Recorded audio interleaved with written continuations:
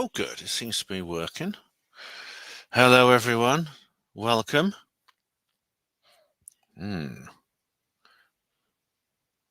Let's see what's happening. The quickest way to do this is simply to refresh it. Yes, it's working. Good. That's good. Hello, everyone. Welcome. How are you all? We have here 69 Phuket. Hello. We have Mr. Cheeky Monkey 1996, who has introduced me. I actually was on another live stream, but guess what? He's left that one to come to this one. But you know what, Mr. Cheeky Monkey? You're going to see the same thing anyway. Hello, David Splendid Isolation. How do you do? Mr. Cheeky Monkey is this gentleman here. Can't wait to see what comes our way. I know what you mean. We have David Splendid Isolation. How do you do? We have 69 Phuket. A lot of it familiar faces here. DJ B2. Hi, girl. How you doing? And we have David, who says Artemis returns to the moon within around 2 years. They said that 2 years ago. The Boeing capsule. Oh, one's already broken, hasn't it? It left Sonny and Butch up on the ISS. A close-up, high-resolution video of the Artemis launch to the moon is amazing to watch. Yeah, there's going to be a launch, isn't there? I have another launch window muted. Yeah, am I upstage in SpaceX? I think I am, aren't I? Good evening, Bernie Tucker. Good evening, Observer. Yes, Proxima Centauri B. Oh, I'm going to do another video about that soon. I've got a bit of an update for you. Observer, disclosure 2025. 2024, if you don't mind. Hello, Aziraphale. How's Crowley? Neil Attenbury. I feel something whistling in my waters. I think that might be the beer you had last night, mate.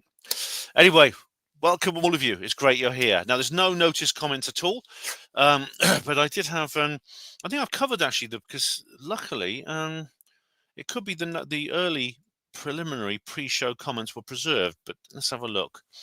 Yes, Mr. Cheeky Monkey said, "Can't wait. Let's see what comes our way." Yeah, so it looks like they haven't deleted the early pre-show comments this time, which is nice. Mr.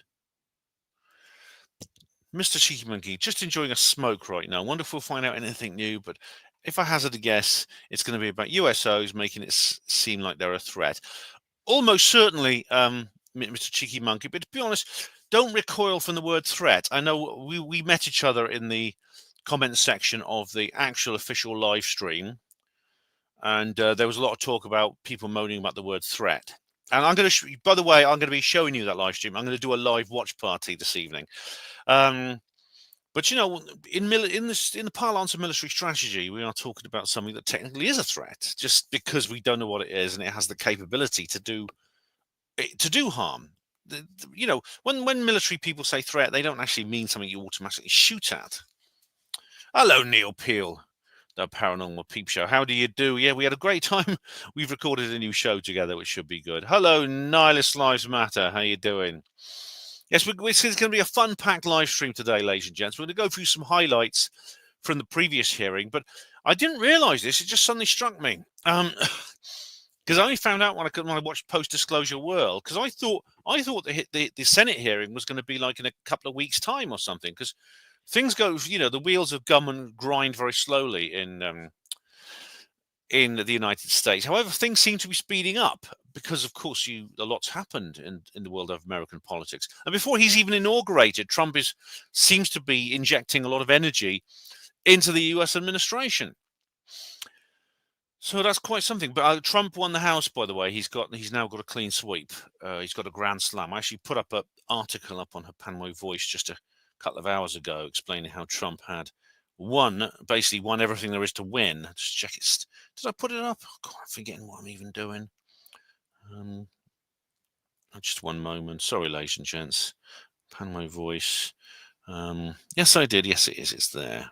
It's called Grand Slam. Yeah, he's got 218 in the House, which means he has a majority already in the House, with 5 constituencies left to declare. They're just pending, but he's head of 4 of those 5 pending constituencies. So, I think Trump is a good thing for disclosure. I think I know a lot of people in exopolitics don't agree with me, but yeah. Anyway, GJ says USOs are just the man for Atlantis going on a beer run. Yes. Niels, we're talking about Artemis again. Yes, we're going to talk. I'm sure the subject of Artemis will come up again with our other team, Neil. The Apollo detectives. Yeah, Mr. Cheeky Monkey. That could be a good thing for disclosure. We shall see. I think so. I think it will be. It could. I think we're already seeing that Trumpian energy in emerging, aren't we? I think I know Grant Cameron is going to be crying into his morning cornflakes at the moment, but he shouldn't. He really shouldn't. He shouldn't. Nice Lives Matter. I wonder if RFK has seen the JFK files yet. Oh, I don't know. I don't know if you have to use code there, Nihilist. But I think he would say something if he had. Hello, Rhiannon. Welcome. Apologies for being late. It's just 5 minutes, Rhiannon. Don't worry. Just 5 minutes. Mr. Cheeky Monkey says, yeah, exopolitics folk tend to lean towards the Democrat and left. I'm friends with Earl Grey and others on Facebook. Yes, I know Earl Grey as well. Matt, I know him. Grant Cameron, etc. They tend to lean left. Lol, I don't mind, but still. They do tend to, yeah. So does Steve Bassett. So does Bryce Zabel. And I think, there's obviously exceptions. There's exceptions. There's Jordan Sather, for example, and can you think of any others off the top of my head? I don't know. Richard Dolan is very much a centrist. In fact, he sort of doesn't say much about regular politics now.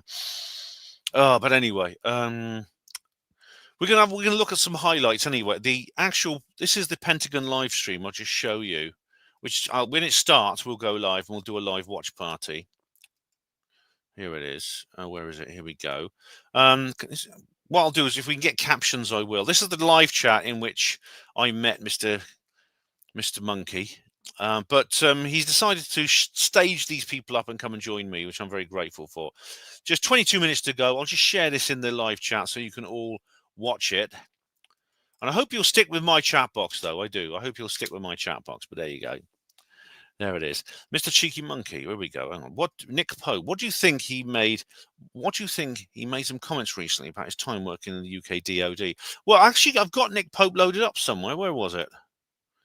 I've got it loaded up somewhere. Here we go. Hang on. Nick Pope. UFO. I'll just put here. I had it somewhere. Here we go.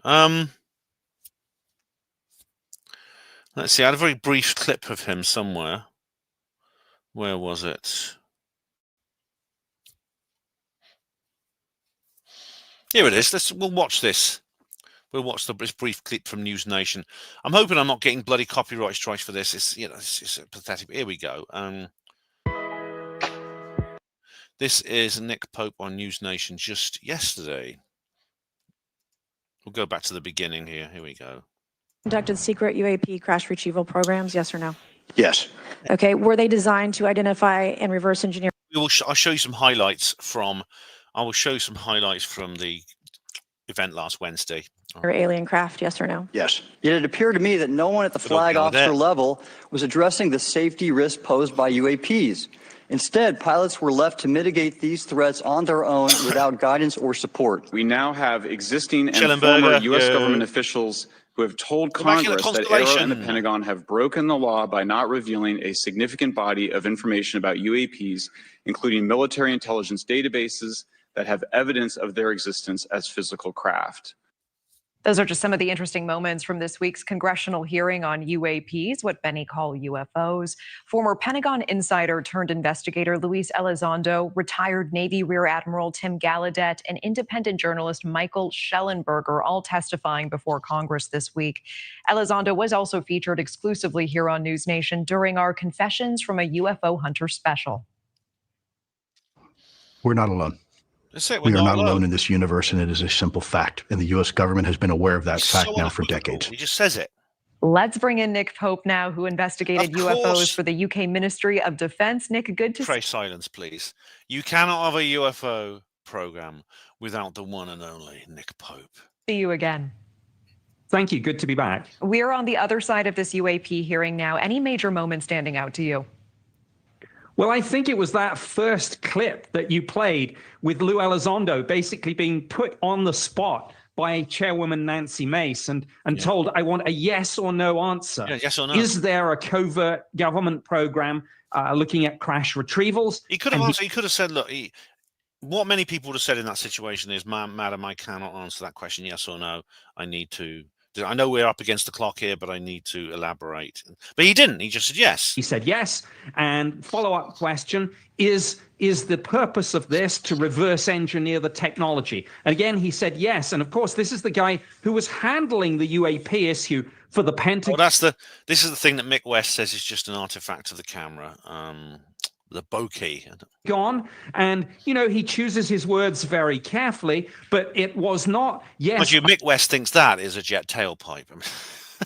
I think there might be. It was not yes, somebody else told me. It was absolutely unequivocally yes. The Omaha object is apparently a seagull or something. But you can actually hear the crew in the ship's control center, the combat information center, saying splash as soon as it hits the water. And yes. Tell me a little bit more about your time examining evidence of UAPs for the British government. The more you delved into it, did you become more or less convinced of the possibility of alien life?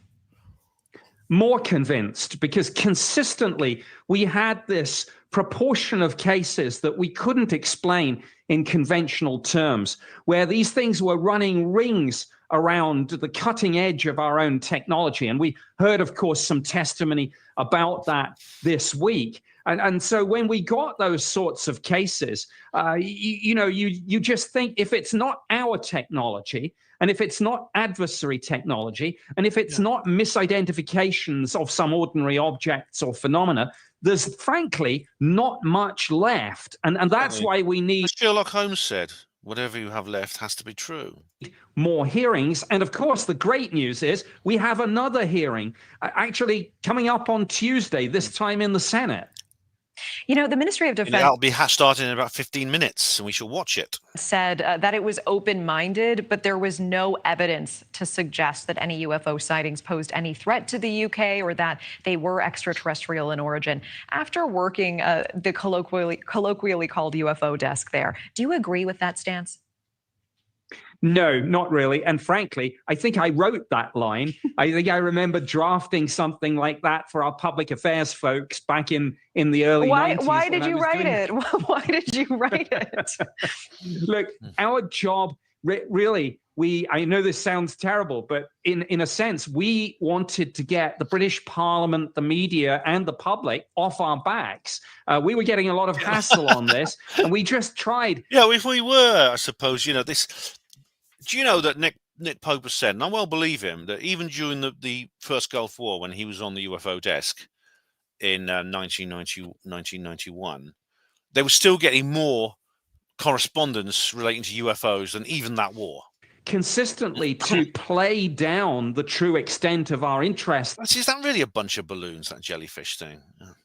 In this subject and our involvement in it. And it was a line that I had inherited, but I had to carry on that policy. And I apologize for it now. It's not something I'm proud of. I appreciate you being so forthcoming on this. What questions do you still have? What you just saw was one of the McMinnville pictures. That's from the 1950s. What I've got behind me, by the way, you have an object behind me, which I've used as this backdrop to me. And this indeed was a UFO. This was a UFO picture. That was, where is it? Hang on. Yeah, this was taken on November the 23rd, 1951. Am I pointing over the right shoulder? Am I pointing over no, it's this shoulder. Yeah. Everything's back to front. That behind you see was taken in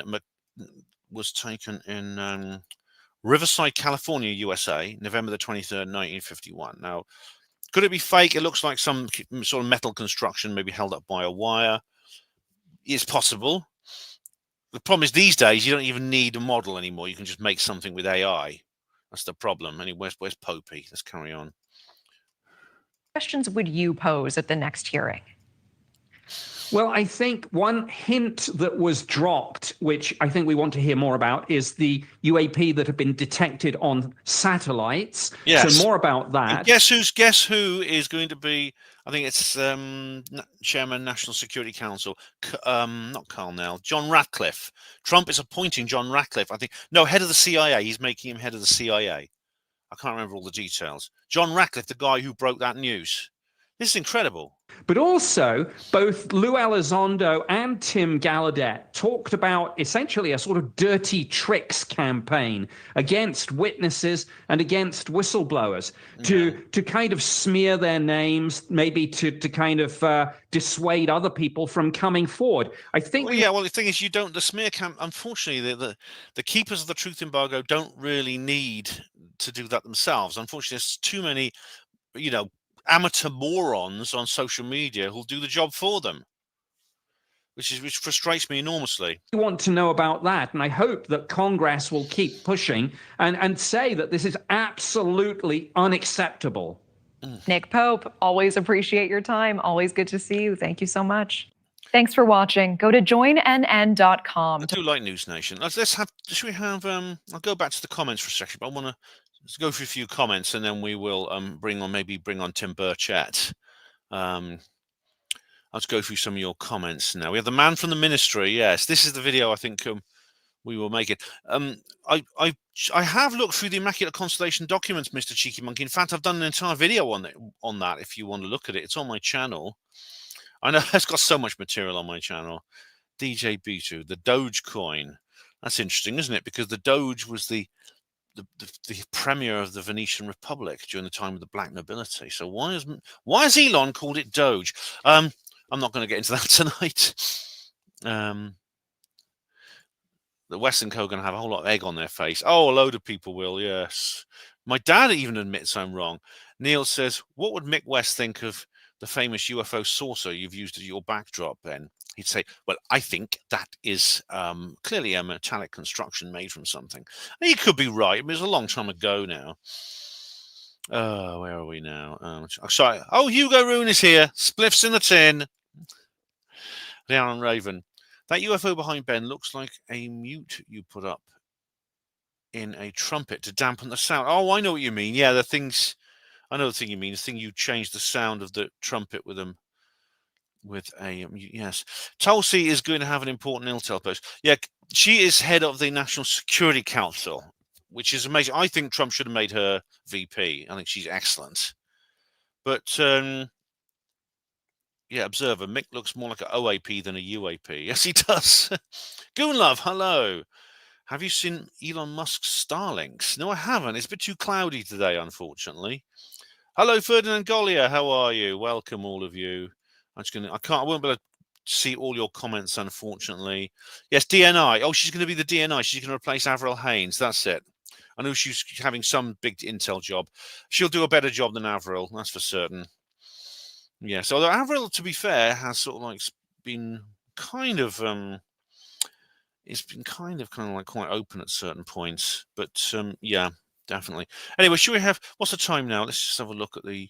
We have 11 minutes. Let's have let's have one and only Mr. Burchett. The one and only Mr. Burchett. Where are we? So yes, we've got 11 minutes. Here we go. Good old Tim Burchett. Last year we switched to using mic protection. That's not Tim Burchett. That's someone holding up what looks like a bunch of square shit. All right, that's enough. Congressman from Tennessee, Tim Burchett, Yay! he took part in those hearings. Burchett, how you doing this morning, sir? Dadgummit, it's a beautiful morning in America. I knew it. Is Trump going to give him a job? Trump should give him a cabinet post, or maybe he's too useful in the House of Representatives. I don't know. I knew it. Okay, I have to ask you right off the top. Did you walk away yesterday satisfied, or did you say dadgummit? Did you want more from yesterday? Oh, I always say dadgummit after these miserable hearings. They're bogus. Look, I could have answered every one of those dadgum questions, and you know it, and I know it. I know more about this than the average bear, I guess. Maybe that's the scary thought, but this thing's a cover-up. We're spending tens of millions of dollars. It wasn't that bad. It's a step in the right direction, Tim, I think. This issue on something that some little arrogant jerk tells us in a skiff that don't with a man bun tells us that don't exist, and then we're looking at the video right there, and you ask him about those specific videos, and he'll say, "I have no data on that," and then he smirks. I'm a little surprised that you call these hearings worthless. You've been kind of one of the ones. He was very passionate about it before. Spearheading this and pushing this forward for transparency. I'm surprised to hear you say that. Arrow. We're going to be hearing from Arrow. Look, what's his name? Kototsky. We're going to be hearing from him soon, the new head of Arrow. Well, it's because, I know what needs to happen now. I mean, maybe I didn't at first, but at this point, all we're doing is rehashing other things. And we got more. And well, I guess if you want to hear more government officials that have some guts to tell us that these things actually do exist. I mean, I don't know anymore how much more proof we need of that. What we need is somebody in the executive office to come forth with this stuff. And I think Trump is the guy. He's tired of it. This is part of the DC sewer. These secrets they keep. It's for power. It's for control. It's greed. It's those things that drive this country. Let me ask you about the Trump administration, because I know he just went on the Joe Rogan podcast not that long ago. He said UFOs, extraterrestrial life, not really my thing. Do you have confidence that he brought the subject up, not Joe? Administration will kind of change the game on transparency, and we will in fact learn more? Yes, ma'am. I have the utmost confidence in President Trump. In my conversations with him and his people, I believe he is about disclosure. Yeah. And Rogan maybe knows a little bit more about it. And unless a president is ready in, as they say, to these issues, they're not going to know unless it's something that they've followed. I expect Rogan doesn't know quite as much as Trump. We've had testimony to tell us that folks have told us that presidents have been denied access to this kind of thing. Area 51. And you tell Trump he doesn't have access to something, you better just get out of the way, because he's going to run your ass over. Yeah, exactly. I wanted to ask you and play a bit of sound, because I know Representative Mace raising some serious questions with former Pentagon officials during the hearing. Take a look at just kind of this Q&A portion real quick. Has the government conducted secret UAP crash retrieval programs? Yes or no? Yes. Okay. Were they designed to identify and reverse engineer alien craft? Yes or no? Yes. Why are people, anytime they ask, why are they always thwarted? Why are they always judged? Why is they always have misinformation spread? Why is there always retribution? Why is it always met with an ear? What's the why? If it doesn't exist, why is there? Why is it such a problem? Yeah, so Congressman, I think my biggest question this whole time has been what's the use of the government covering up this department if it in fact does exist? Why not tell the American people, hey, we actually do have a department that looks at unidentified objects in our airspace? Department what's their gain from hiding that? I don't understand. That's my boy Jared Moskowitz across the aisle. He was my Santa Claus last year at your party. At my party. We went 16 minutes last year. It's going to be 15 minutes this year because we felt it kind of dragged last year. You're invited, of course, if you'd like to come. Thank you. Moskowitz was actually in the skiff with Anna Paulina Luna, and he came out saying, he was almost trembling. Whatever he heard in there had a massive effect on him. Be looking for my invite. It would up your standards. But anyway, we're going. No, we'll have to cut away. We'll have to cut away from old Tim right now. Here we go. Where are we? I'll play him in the background. It is just covered up, and that's the frustration of it. They say they don't exist, but they spend tens of millions of dollars on an issue to every department. We had people from NASA there, and I'm sure there were some spooks from the CIA that were watching to make sure nothing was said that would get their overlords in trouble. But the reality is this is a multi-level cover-up, and we're not going to, Congress, we don't have the ability or the guts to get to the bottom of this. Let's just be honest. He'll be the disclosure president, David. Thing has been covered up for over 50, 60 years now. According to the whistleblowers, a long time. Yeah. Yes, ma'am. And they're not going to give us any more information. And thanks for watching, everybody. Go to joinnn.com. Okay, so we're now just waiting for the start of the whole thing. So yeah, we're looking we will be hearing from John T. Kozlowski, the new director, because this is basically going to be similar to the last one, which was the last Senate hearing we had Senator Kirsten Gillibrand, and another guy, I can't remember what his name was. Jewish sounding name, I can't remember. And they were grilling Dr. Sean Kirkpatrick, and shortly after that, Kirkpatrick he quit Arrow and was replaced by this guy Kozlowski. So yeah, we'll be sorting that out in a minute. I'll just put this on the screen here. There we are. And so people can see. If I do it like that, maybe you can see it quite easily. If I go like that, then you can see this. That's right. You can see me. You can see this, and I can see the. Yeah, and I can see the chat. That's quite a good combination, isn't it? Yeah. You should be able to see what I'm seeing right now. So Trump will build an orbital wall. I don't think so. I don't think. Who else is there? Hugo Rune says, no hash here, just homegrown outdoor weed. Oh, I know. Miss Mace kicks ass. She does indeed. Yes, I mean, she was absolutely determined. She was totally determined to get this going. This entire hearing. When, as you know, if you watch them regularly, you'll know that you'll know that there was attempts to stop it. I'm just going to check. What are you seeing? What I'm seeing right now? You should be seeing what I'm seeing. Hopefully, you'll know that there was attempts to stop it. I'm just going to check. What are you seeing? What I'm seeing? Yeah, right you are. You should be seeing what I'm seeing. Just double checking there. All right.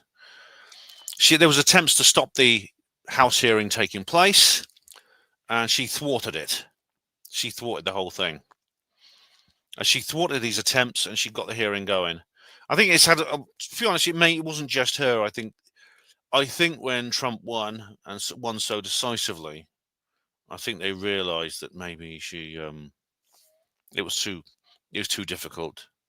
Rhiannon says, "Oh, hang on, that's David." Something. I like Mrs. May. She's a fine example of womanhood. Yes, she is. She's lovely. She is. And what's more, she's like, it's like Tulsi Gabbard and these people. The lefties think that all people like me, we hate women and things like this, which is nonsense. It's total nonsense. I love women, women who are good like her and like Tulsi Gabbard. Yeah. David says, isn't the only answer that the gatekeepers are actively hiding it from their boss, which one would assume is illegal and or constitutionally? Well, it is, although thing is, bosses in the past have always put up with it, though, David. That's the problem. Other presidents have always just gone along with it. Trump is not going to go along with it. Ferdinand Gollier. MTG is a fine woman too. Yes, she is. Oh, when she told Emily Maitlis to fuck off, I'll tell you what, she won my heart that day. I mean, that BBC bitch deserved it. She really did. Horrible, nasty, propagandistic cow. Where are we now? We're still running, still going. Let's just see if I can put, let's just see, on a minute, I'm just going to see if I can put captions up. Here we go. English auto-generated. Yeah, so that'll help actually, because I will be talking over the procedures occasionally, and I'll mute it when I talk over it. Okay, because you can't really hit pause. It's different if you hit pause too often on a live stream, it starts going funny. Mr. Cheeky Monkey says, if I was the president, I wouldn't be going along with it, and I'd be furious and make sure the committee had regular meetings on all of this to get the truth of the matter. Sign decrees, get laws in. Absolutely. And you know what? The fact that we've had, in the space of a week, we've now had 2 hearings on UFOs, when the average before that was about that many per year. So maybe this is regular, Mr. Cheeky Monkey. Maybe, as I said, that Trumpian energy has already started. Oh, yeah. Oh, right. Maitlis lost her on... Yes, she did. No, this last matter. She completely lost her excrement and actually said the little excrement word, didn't she? On live TV. And you know why? It was because she just... It's the whole Trump thing. Just throwing these lefties into bloody turmoil. Here we go. Rhiannon says something interesting here. Would MCG like crows, do you think? Of course she would. She's a crow lady like you. Ferdy. Ben linked a video a while ago where she told Mateless to F off. It's very funny. Yes, I did. It was an Alt Tech exclusive, but yeah, it was very good. Because Mateless just said something said really stupid. What about the J space lasers? You know. And she said, why don't you fuck off, you know? Could the next president of the United States actually be an alien? Well, a few past ones have been, haven't they? Yeah. Anyway, I hope you've got the link. I'll just post it again for you guys. Well, you better see it anyway. I mean, I don't need to post the link. You're watching it now, aren't you? Yeah. I'm sharing system audio, so we're just waiting for it to start now. It's kind of like dragging along. Where are we now? Oh, no, it's not that one. Here it is. Started streaming 9 minutes ago. We're just waiting for it to just. Hang on. Have I got it on pause? No.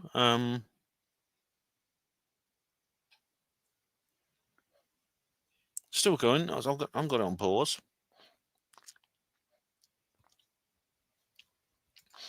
So I'll just stick here for the time being. I'll come back to your comments shortly.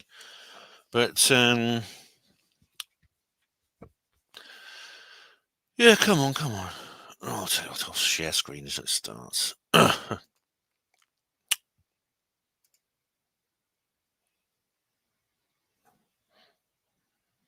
I know I can't get the screen over. I don't know why that is.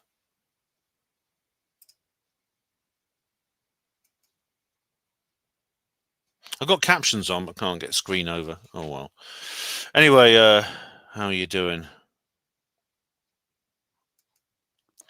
If I were president, says David, I'd find out who knows where these craft are, demand they tell me, and then go directly to these facilities and demand to see them. Is that just me? Well, no. I mean, see, that actually happened. Kennedy apparently made that demand, and so did Bill Clinton. But both of them. Kennedy apparently saw something in Florida, but R.I.P. Howard Hughes. Indeed, Hugh. Yes, sadly missed. It's sad to think that educated baritone commentator we're not going to hear anymore. Very, very sad. I do miss that guy. Hello, leave my rights alone. How do you do? I saw 5 UFOs out of my window in 2007. Orange object pulsating, just hanging there. Lasted 20 minutes, slowly faded out. Wow, did you get any pictures? Well, I've just been contacted by somebody, actually. I won't give any details, but somebody's just contacted me literally today with a whole load of UFO visual evidence and reports. And I'm looking into that. And as soon as I hear more, I'll let you know. These things are more common than you think. Ferdinand Golly, yeah, Jackie Gleason, wasn't it? What are we doing now? Still waiting for this to start.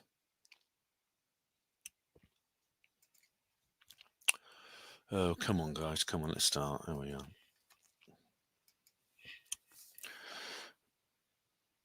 Where are we doing now? Macy Lacey, membrane of a nutmeg. Did you see that? Did you see that? Did you see that meme I posted with "Come at me, bro"? And she's holding a mace. Yeah, Mr. Cheeky Monkey says, "I ensure a warrant is made so we can search the warehouses where they could be housing such craft. Private companies like Bigelow Aerospace will be fully investigated." Lockheed Martin. Yeah, as far as Bigelow Aerospace goes, I don't think you need to worry because you don't need to investigate Bob Bigelow because he'll just come clean with everything as soon as he has a warrant to do so. This is by the way, this is the actual live stream. I know you'll be watching me, won't you? Yeah.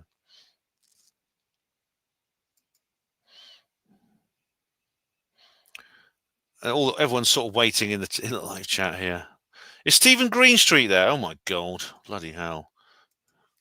That certain gentleman with a distinctive haircut that I last saw on a certain person making a certain salute with his arm extended and his hands down at a certain rally in a certain Central European nation in the mid-20th century. Yeah. All Trump needs to do is write an executive order to force his way into those facilities, private or not. Yes, David, and the Supreme Court, I think, will be on his side there. And what's more, if he's then what would happen in that situation is the military-industrial complex would have only what choices would they have? their only choices would be. Here we go. This hearing will come to order. I'd like to first thank our witness, Dr. John Kozlowski, for testifying. He is our newly appointed director of the All-Domain Anomaly Resolution Office, or AARO, an office Congress established. She's another heroine I quite like. This very serious problem of unidentified anomalous phenomenon, or UAP. Dr. Kozlowski comes to AARO from the Research Directorate of the National Security Agency, where he worked in areas of optics research and crypto mathematics. He previously served at the DoD Special Communications Enterprise Office. Kozlowski looks to me like a Russian spy, doesn't he? He looks like a former Russian hockey player turned double agent. But in order to do that, we need to reduce the stigma and credibility challenges associated with these events. Our service members, scientists, foreign partners, and the general public need to know that their reporting, research, and analysis will be taken seriously and acted on in good faith.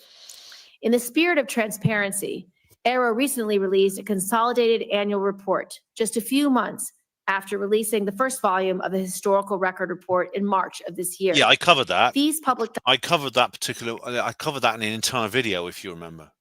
Including the lack of timely and actionable sensor data, the need to revisit cases placed in the active archive, and the importance of improving reporting sources, both in the interagency and internationally.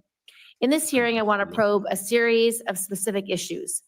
First, as incidents at Langley and elsewhere have demonstrated, unmanned aerial systems, or UAS, continue to pose significant threats to our national security. In addition to safety of flight issues, these UAS create for our own pilots and air crew. The UAS present Sorry, clear. guys, I'm trying to get this. GoDaddy Arrow is so easy. AI built. I'm trying to get the share screen on this, or the. Here we go. This is what I want. What's happening now? There we go. To making sure that we have the domain awareness necessary to accurately identify and track these objects. I expect your office to also pay close attention to any anomalous characteristics that these systems could present in the future. Second, I look forward to your presentation of 3 case studies demonstrating cases that AARO has resolved, including the Go Fast, which is one of the most prominent UAP cases. However, I believe it is important to acknowledge ongoing public interest in the Nimitz incident, the gimbal video, and other prominent UAP cases, and for AARO to share what it can about those cases as well. It's also important that AARO speaks to unresolved cases and what types of anomalous activity have merited further analysis. And while I know AARO has gone through a period of transition over the past year, it is important to share these disclosures, both resolved and unresolved cases, with the public, even when a Senate hearing is not scheduled. Lastly, while some have been hesitant to come forward to AARO in the past, I hope that potential individuals with firsthand knowledge of unreported programs view your arrival in this position as an opportunity for a new start. AARO was created by Congress to do this work. Congress waived non-disclosure agreements for those who disclose information to AARO and gave AARO the authority to go and turn over every rock. I hope those with information to share use this opportunity so that we, as your senators who represent you, can do our jobs. I look forward to hearing more on these issues from Dr. Kozlowski and for members to start a dialogue on this important topic. With that, I would like to turn to Senator Ernst for her opening statement. Thank you, Madam Chair, and thank you, Dr. Kozlowski. Our hearing today is about identifying UAPs and understanding their potential implications, which could range from technological advancements to potential threats to our national security. Are these phenomena tied to foreign adversaries such as China or Russia, leveraging advanced technologies beyond our current capabilities? Or do they represent unknown scientific phenomena that challenge our current understanding? We must answer these critical questions to ensure that our national security is not compromised. It is vital that all agencies work in tandem to aggregate data, identify patterns, and develop robust analytical frameworks. Our ability to detect, track, and respond to UAPs you know what they need, requires the latest technology and full cooperation from all government branches. Thanks very much, Dr. Kozlowski, for your attention to this matter, and I look forward to the valuable insights that you and Arrow can provide to our committee, and I yield back. Thank you. Dr. Kozlowski, please make your opening statement. Thank you, Chairwoman Gillibrand, Ranking Member Ernst, and distinguished members of the subcommittee. It is a pleasure to be here on behalf of the Department of Defense as the new director of the All-Domain Anomaly Resolution Office. I appreciate the opportunity to provide a status update on Arrow's work and respond to your questions about unidentified anomalous phenomenon, or UAP. On behalf of the department and the entire Arrow team, I want to say how grateful we are to Congress for its continued support. Unidentified objects in any domain pose potential threats to U.S. safety and security. Phil Collins. Reports of UAP activity, particularly near national security sites, must be treated seriously and investigated with scientific rigor by the U.S. government. By way of introduction, I'm John Kozlowski. I'm a researcher at my core with an academic background in mathematics, physics, and engineering. I've spent most of my career at the National Security Agency, leading advanced research in the areas of optics, computing, and cryptomathematics. By nature, I am drawn to tough scientific problems, which is what brought me to Arrow. Alan mentioned that, yeah. Since I arrived at Arrow in August, I've been impressed by the breadth and depth of my team's experience and the framework they've established to rigorously analyze UAP reports. Arrow has taken meaningful steps to improve data collection and retention, bolster sensor development, effectively triage UAP reports, and reduce the stigma of reporting UAP events. Last year, Arrow worked with the DoD's Joint Staff to issue guidance to defense personnel worldwide on how to report UAP observations and is working with the military services regarding But are you a gatekeeper like Kirkpatrick? Arrow has also launched a public website that features UAP imagery, case resolutions, material analysis, archival records. So are you an Edward? These are only a few examples of Arrow's recent progress, and we're just getting started. To date, Arrow has over 1,600 UAP reports in its holdings from across the U.S. government. I'll share a slide in just a few minutes with updated UAP trends. It keeps going up. You'll see that many reports resolve the commonplace objects like birds, balloons, and unmanned systems, while others lack sufficient data for comprehensive analysis. Although only a small percentage of reports received by Arrow are potentially anomalous, these are the cases that require significant time, resources, and a focused scientific inquiry by Arrow and its network of partners. It is important to underscore that, to date, Arrow has not discovered any verifiable evidence of extraterrestrial beings, activity, or technology. Male cow excrement. To accomplish Arrow's national security mission, I have set 3 priorities for the office: building strong partnerships, promoting transparency, protecting the military-industrial complex. Arrow cannot do its work alone. Building partnerships across government, academia, industry, and with the public is essential to the success of the office. Strong cooperation with the military services is particularly important. We rely on their support to implement our reporting guidance and amplify the message that there should be zero stigma associated with UAP reporting. We also rely on partnerships with the national labs, the Office of the Director of National Intelligence, FBI, Department of Homeland Security, NASA. Well, Russia all usually, of which play a role in the whole of government effort to address UAP. Recognizing the talent and expertise that reside outside of the government, Arrow will continue to explore new ways to partner with the academic and scientific communities to investigate its most complex UAP cases. A related priority for Arrow is transparency. Our ability to collaborate with key partners, including the scientific community and the public, relies on information sharing, to include downgrading and declassifying UAP-related information. In some cases, it may be unclear to the public why the DoD it's not your say, mate. classified a piece of there's loads of stuff classified you never touch. Why are photos of seemingly benign objects? This is the new Project Blue Book. It's often the case that an object or phenomenon isn't a public face to make people security think, concern, but the location, source, or method used to capture it is still answers when they're not. Many cases are difficult to quickly release to the public, but are reported to the appropriate committees in Congress that are authorized by law or House and Senate leadership to receive the information.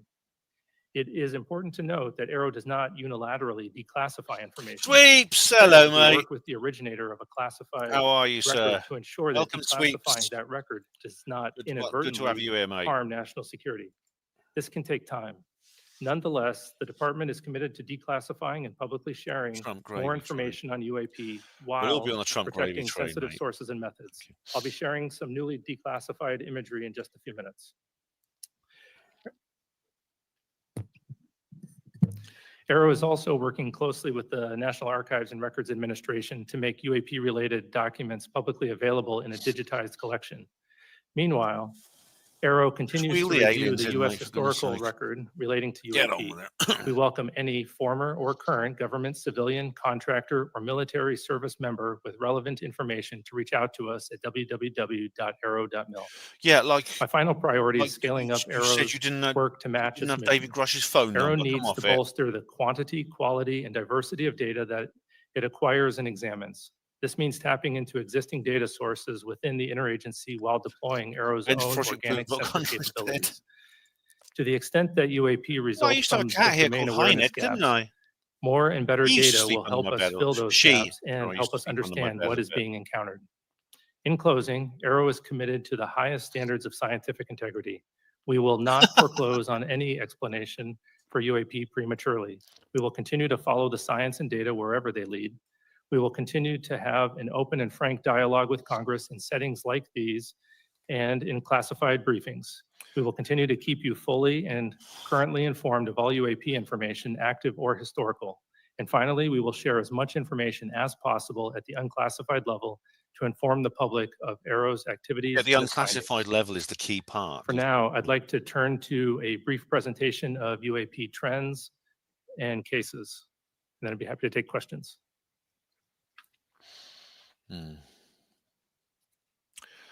I think this is where he's going to go into the categories and things like that, altitude. Okay, this chart represents the UAP reporting since 1996.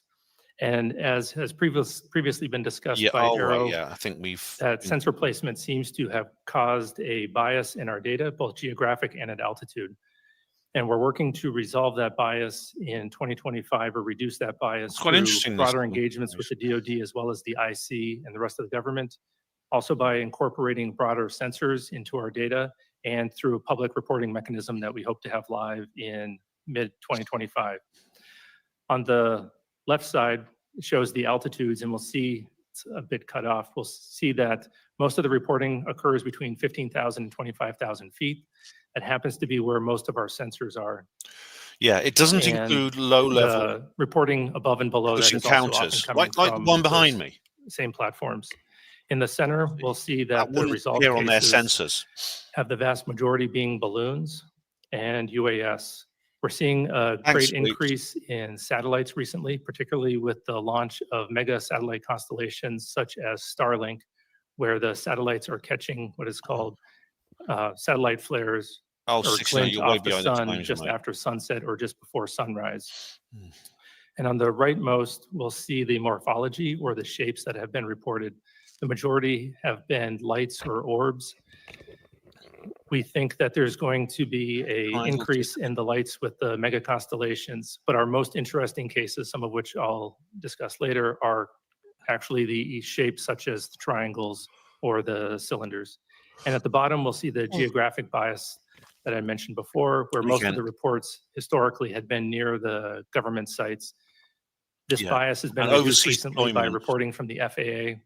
We now get weekly reports from them. And great thank you to our aviators for making those reports. Is that really, though, civilian airline highlights? Okay, a case that we thought would be a transmedium case as it was reported is well known on the outside, known as the Puerto Rico case. Oh, this is the thing. It was data collected in 2013 when a Customs and Border Patrol aircraft observed an object flying near an airport in Puerto Rico. The green line in this diagram is the track that the airplane was taking, and those many crossed lines are the directions that the camera was facing at the time that the airplane was flying around the airport. And we'll watch the video in just a moment. The orange arrow in the center is where we assess that the UAP was actually flying, and transmedium means that it goes from one domain into another. In this case, it looks like it goes from the air into the water and then back into the air. We assessed that it was actually flying over the airport the entire time. Oh, I don't know, mate. We'll have to watch Ashton Forbes. And this Here we go. video was taken with infrared. You've probably seen this. What appears to be the transmedium part where it goes into the water is actually where the temperature of the water is equal to the temperature of the object, and the camera can no longer distinguish between the two. It's not that the object actually goes into the water.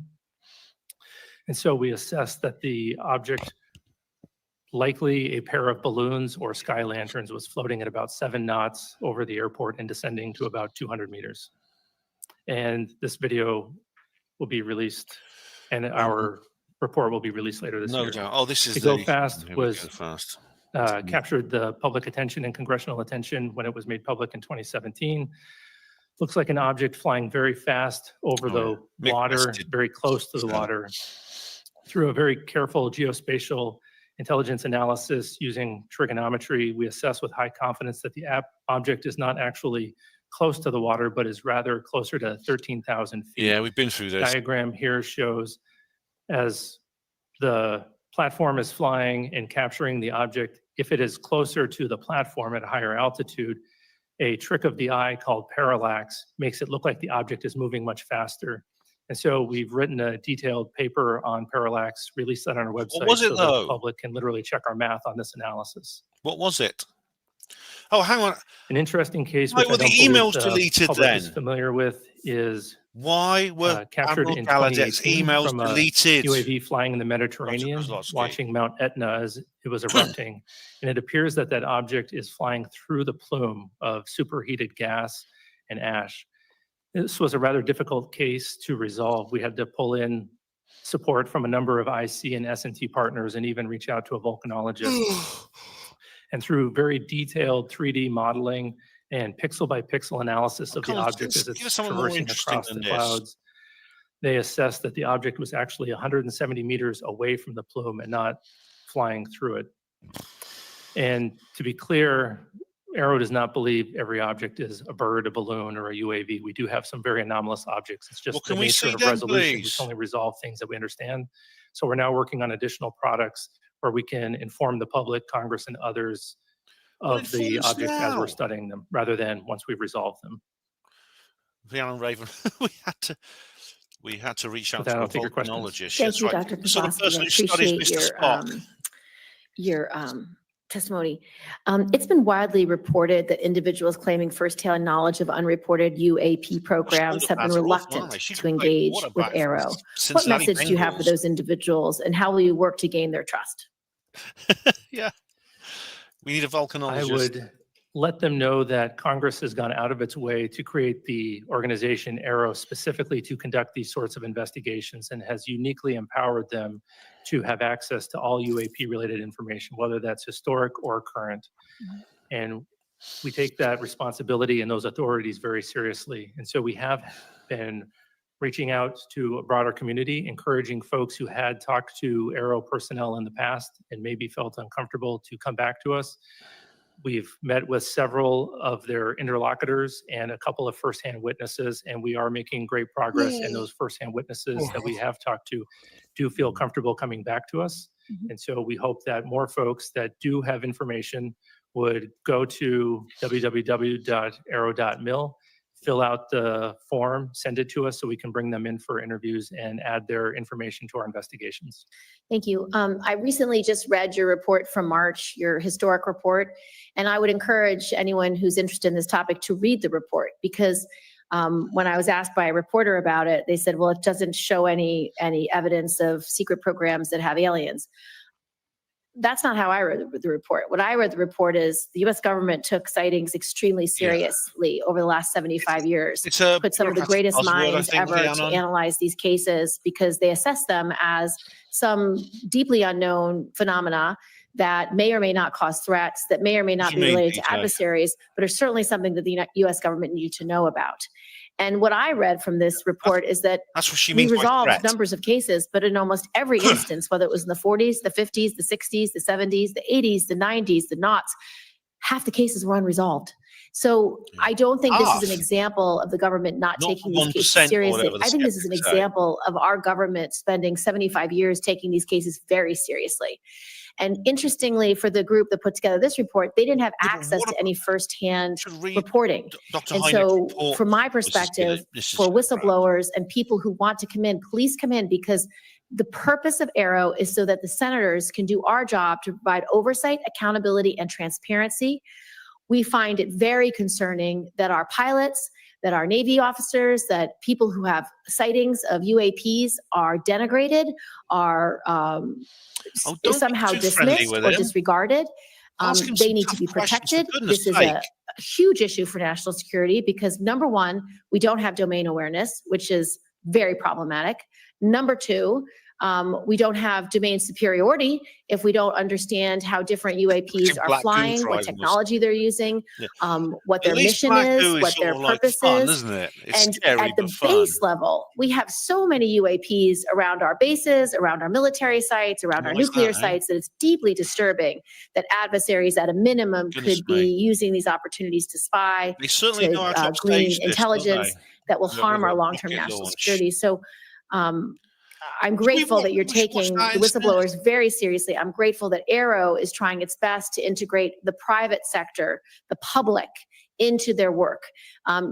Interestingly, in this hearing, we heard that the FAA is now working hand in glove, which is very helpful. We want this public-facing accessibility to be put in place by 2025 so that people can upload their videos, their data, their reports. I've met with people who have followed this issue for decades, and they have thousands of examples, thousands of pieces of data that ultimately I want uploaded into AARO so you can cross-reference historic information with current information, because this group at AARO are the best scientists that we can find anywhere, and they will do the work that's needed to be done. So I just want to thank you for that. And then with my last 42 seconds, can you tell us about any of the cases that merit further analysis by your IC and science and technology partners? What is it that makes these cases anomalous? And a large number of reports are placed in the active archive because AARO does not have enough information. What might prompt you to reopen a case like that? And do you have any examples? Come on. Sure. I'll start with the active archive case. So that is just the place where we put cases where we don't have enough scientific information to resolve them at that time, but we're always looking for opportunities to correlate them to new cases that come in. In other words, they're aliens. Cases come in, as well as enrich those cases with additional data. We do have one example that I'm aware of where we were able to correlate a number of observations of interesting lights in the sky, and eventually we concluded that it was multiple people observing Starlink flares, just as an example. 3 cases that merit analysis that we're working on right now. One we might be in the process of resolving, but nonetheless is still interesting. The first one was brought to us by a law enforcement officer out west, where he observed a large orange orb floating several hundred feet above the ground, a couple miles away. He went to investigate what was going on with that orb. Yeah, absolutely. And as he was pulling up to the location where he thought would be below the orb, about 40 to 60 meters away from some object the area was well lit, he saw a blacker than black object. He said it was about the size of a Prius, 4 to 6 feet wide. And as he got 40 to 60 meters away from the object, it tilted up about 45 degrees, and then it shot up vertically. He says 10 to 100 times faster than any drone he's ever seen before. Finally, an interesting case. And it did that without making a sound, as far as he could tell from inside of his vehicle.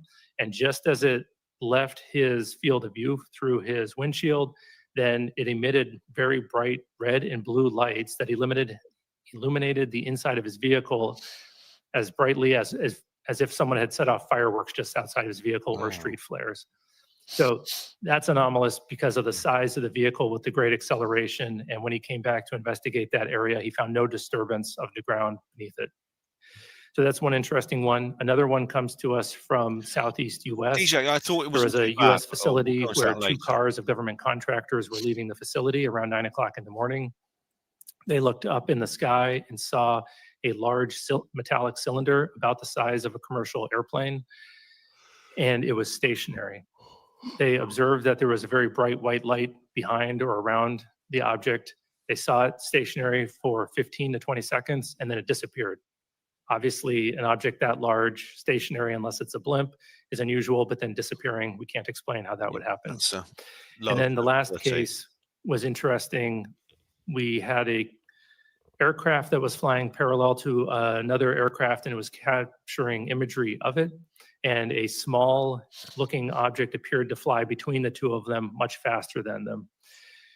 Through very careful analysis, we think that the object might have actually been further away than the object that it was videotaping, but it requires very careful analysis to come to those conclusions, and we don't have the metadata to support that yet. Senator Ernst. Yes, thank you, Madam Chair. And Dr. Kozlowski, you mentioned that you do work with the intelligence community. You're working with the FAA. Has Aero involved academia? Have you gone to universities? Do you have outside organizations that you are working with? And if so, can you walk us through some of that collaboration? Sure. Right now, most of our collaborations that are veering towards academia are with university-affiliated research centers associated with universities or with FFRDCs. Our partnership with universities, I would say, is lacking right now. We have some one-off associations with university professors. However, that's our fault, and it's largely because of the need to declassify data. We need to give the professors something to work on before we can really engage them. So we're working significantly on a declassification effort. We've hired a number of declassification experts, and we're going to be trying to get cases like the ones that I just discussed here declassified so that we can engage with the universities on a regular basis and provide them the data. Talking to a scientist without data is going to be rather disappointing. So hopefully in 2025, we'll be increasing those efforts. Right. Well, I appreciate that. I think there's a huge pool of talent out there that you should tap into. Given the public's growing concern and interest in UAPs, how do you balance the need for the transparency that our public is demanding with the potential risks of revealing classified defense information? Yeah, that's always a concern that's on the front of our minds. We want to make sure that we're deconflicting both on potential U.S. programs and what the IC might be tracking for adversarial programs as we're aggregating that information and preparing to share it. However, oftentimes we can remove the discussion of the unidentified and anomalous activity from the sensitive information that our partners are concerned with. And that's usually going to be the platforms that the information was collected with, if it is truly anomalous. And so we have our partners working alongside in the declassification of that data. Very good. And then without having to explain the UAP, what do we need to begin really doing about them? What precautions can we take? What should we be doing about them?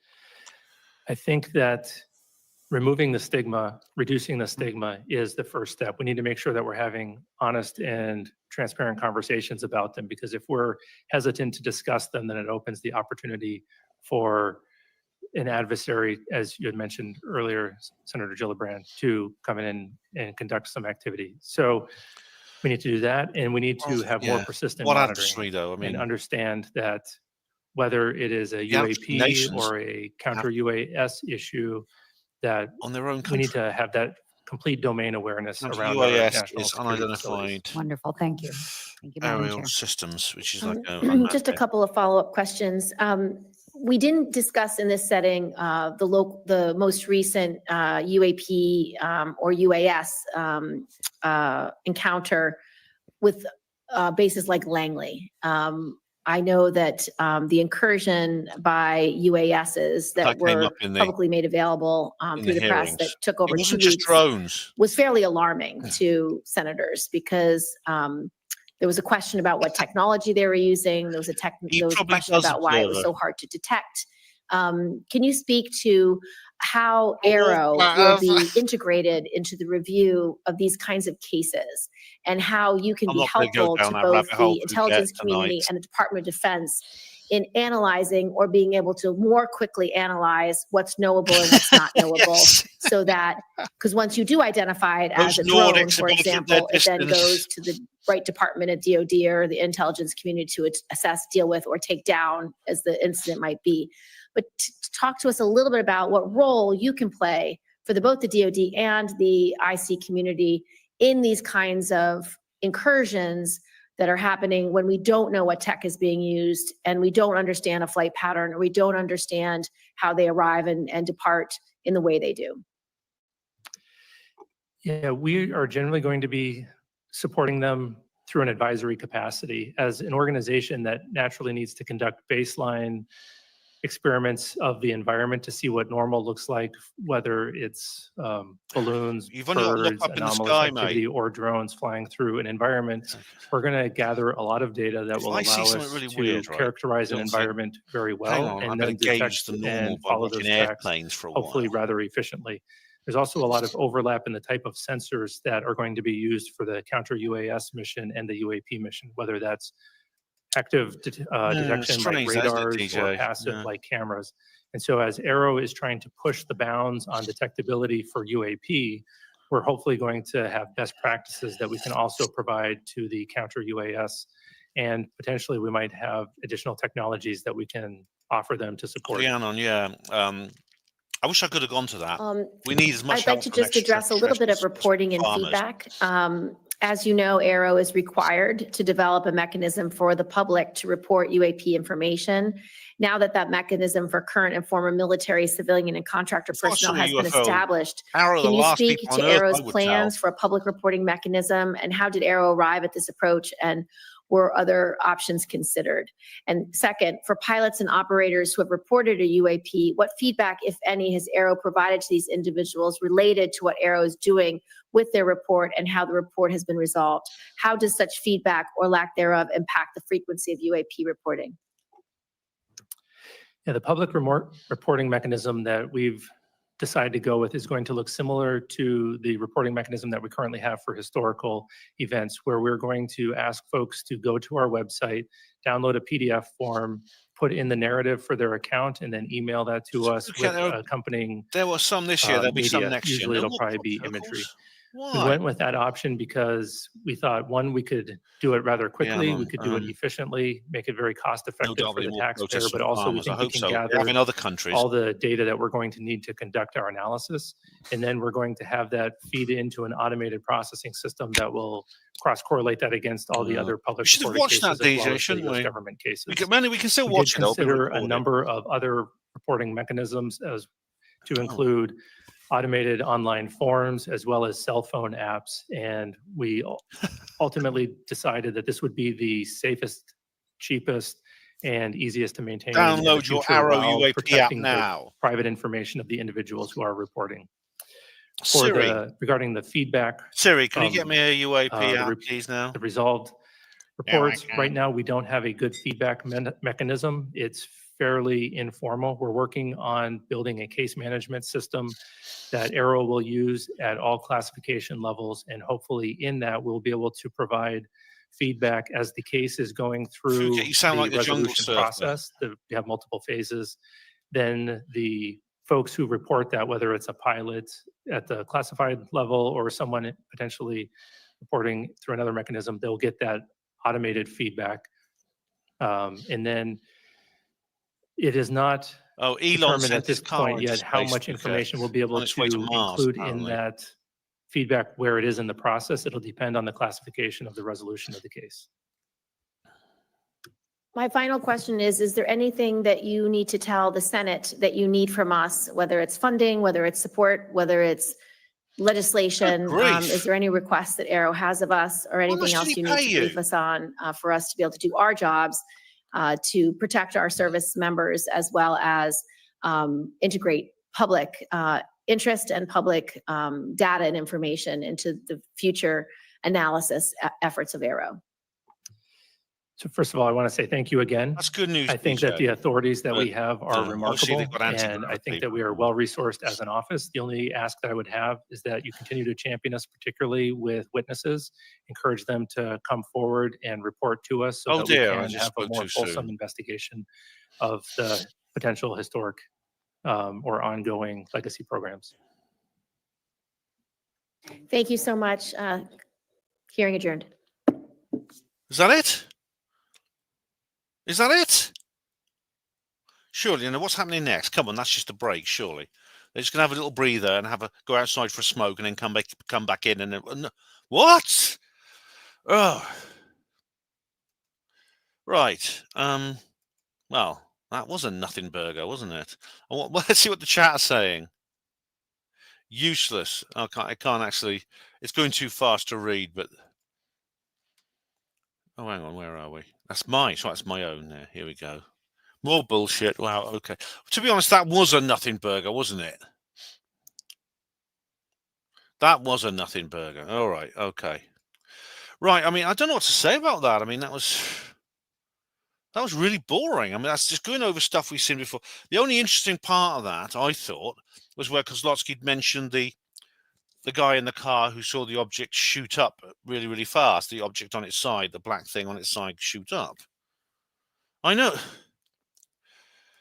I mean, goodness me. I mean, to talk about blue balling us, I've never seen such an anticlimactic, pointless thing. I mean, I really thought, yes, it was a disappointment, a huge disappointment. I thought it was going to be at least a little bit better. After what happened last Wednesday, I thought we were going to have at least something a little bit more like what we had last Wednesday, which was bloody good. It was bloody good. I know not everyone agrees. I thought that was excellent. As we've just seen them talking about it, haven't we? Oh, should we watch the rocket launch? I'm in a mood for something different. Hang on, let's have a look. SpaceX rocket launch. Here we go.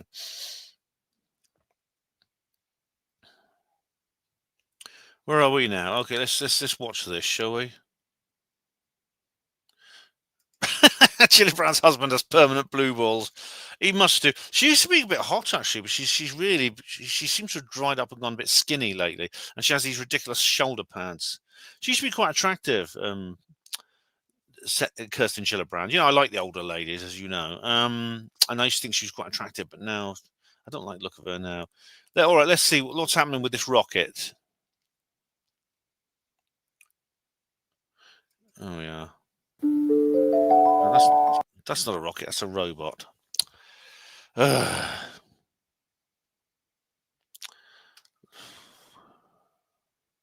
What's happening with this rocket then? Oh, this is a bit off topic, isn't it? Oh, what we got here? We go. It's not landed yet. And just one other point of note, calling back a previous part of our conversation in the run-up to launch, do have word that the crew aboard the International Space Station reportedly did see the launch from orbit.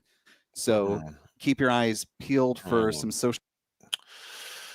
Oh, Phuket, can you? Who's been watching? Who's watching it? DJ, could you give us a link, mate, to the video because I can't find it. Anyway, I don't know what else to say about that. I was expecting more juicy information or whistleblowers. I was expecting him. Elon, we have a problem. I was expecting him to bring up. I mean, the slide he showed. He just showed the one slide. Hello, Snarnock. Oh, Snarnock. Should we tell him? Snarnock, you've just turned up at the end. You don't know what's just happened, do you? You don't know what they should be talking about. You know, we've just had disclosure with a capital D. Do you know that? And you've missed it. You've missed it all. We've just been sitting here and being so excited and so entertained. And you weren't here. And we were sitting here thinking, where's Snarnock? Where's Snarnock? He's missing all this. He's missing it all. And now he turns up and it's all over. And you've missed that historic event. Oh, dear. No, Snarnock, we're kidding. It was as boring as shit.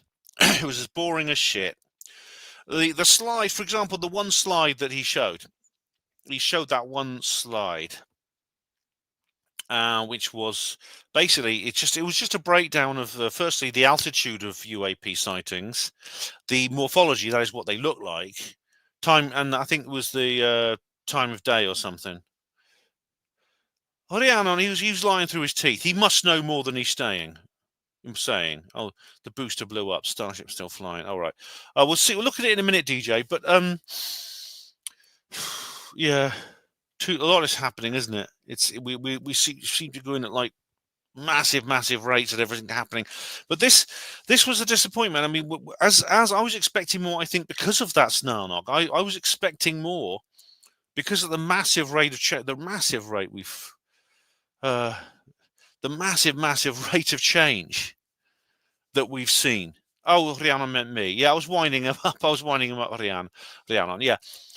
Since the election, the massive energy that's been injected into everything. And then suddenly, and I actually said I didn't say this to Sweeps, but I will. If you're still watching Sweeps, I'll post this in as a reply to your comment. But that song, Happy Days Are Here Again. I can't stop listening to that. I played it on Third Rail Radio. I played it on Third Rail Radio yesterday. I keep listening to that song over and over again and playing it in my head. DJ puts it very well. Yes, to use that over unoriginal and rather probably hackneyed witticism, it was a nothing burger. Yes. Snarnock. I was hoping that UFO disclosure would stop World War III at the 11th hour of Russia and Ukraine. Well, it might. Hello, Jake Yorkman. God, he's another guy who's turned up when all the excitement is over. Dearie me. Jake, oh my goodness me, we've been having such fun here. And you've been away doing something else. You've been sort of asleep or watching the football, and all this time, we've been hearing all about the truth of UFOs. Arrow has come clean. No, of course not. Nothing burger with extra cheese. Yes, the Danish blue and all the other things you were talking about. Oh, Sweeps, how you doing, mate? Mrs. Blaze on the congressional hearings did a great job. This coverage gave us really nothing, Chief. Exactly. What a poor act. It was all right. I know that the House event was a tough act to follow, but they could have done better than that, couldn't they? Jake, I've been watching I'm a Celeb. Oh my goodness me, Jake, you're the kind of bloke, on the morning of the apocalypse, you'll be tuning into Breakfast with Lorraine Kelly, wouldn't you?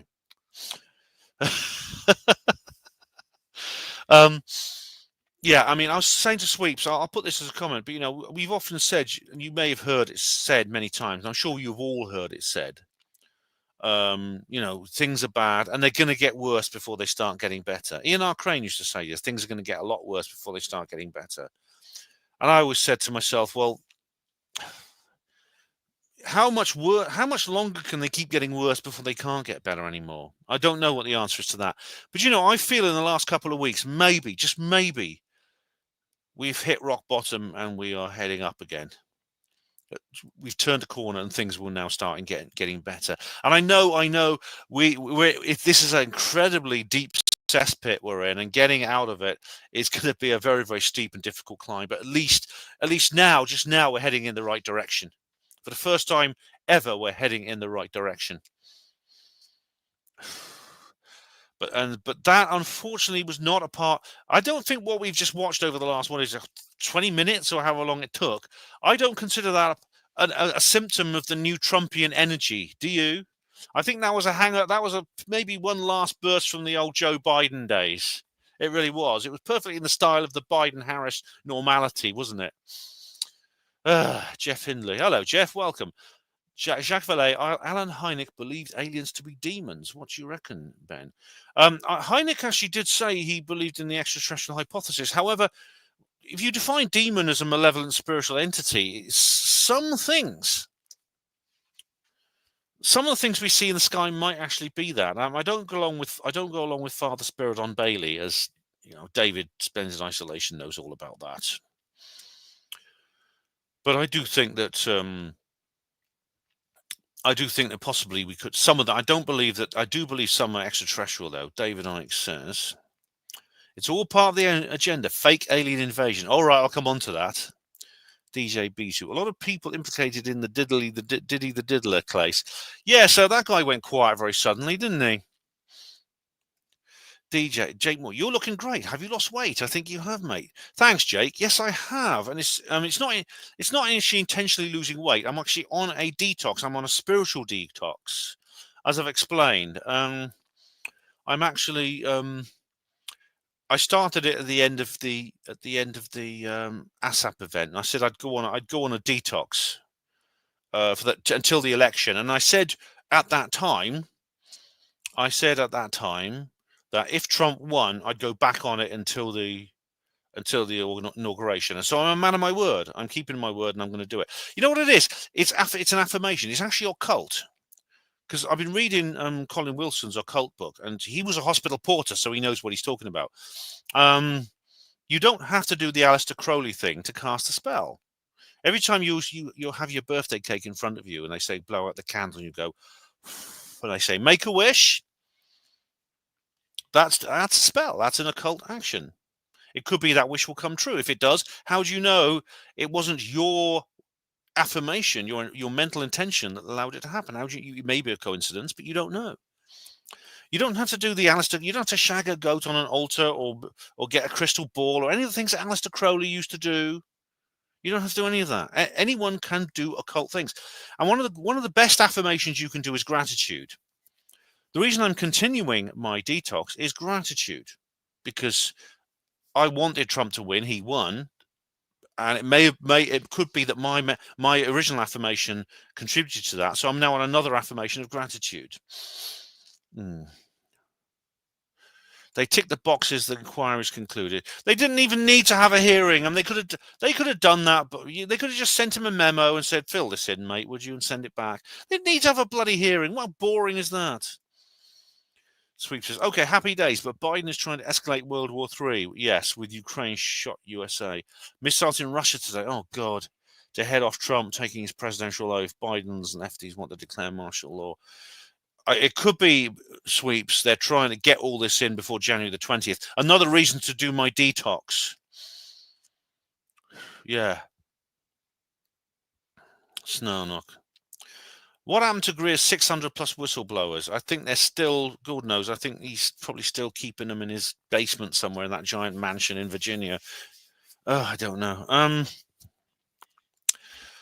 You're trying to shift some weight. Good luck with that, Jay. Good luck with that, mate. Yeah. Oh, David is just clarifying here. I've said this before, but in my opinion, the ETH doesn't make sense because of these ET homology in light of ours. Homology. They're connected to us both today and in ancient times. Oh, they are, I'm sure, but they exist, I think. They exist. Could you describe Biden as an OAP? Well, he's old age pensioner. He's certainly old. I don't know if he's getting a pension. Snark, remember, you can't reason with psychopaths. They don't play fair and have to communicate through a chain of people. Yeah, they are.